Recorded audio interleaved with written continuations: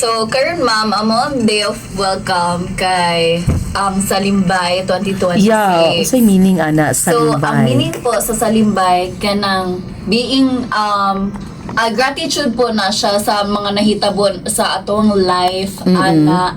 And then among theme karon ma'am kay gi-focus na mo siya sa isa ka kanta sa here in the Philippines, which is ang Ben and Ben, Saranggola by Ben and Ben.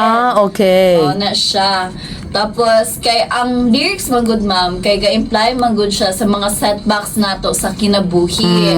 So sa mga setbacks namo sa kinabuhi as a CMU ones, so dili namo na malimtan here in our school, dili namo siya malimtan kay ang CMU mismo kay naka-witness gyud siya unsa amo ang paghihirap, among mga struggles here academically, life or unsa pa ba, and there is something that we can look forward to ana siya. And this is it, the second semester for this academic year kay mao ni siya ang among maano. Inyong concept. Yes.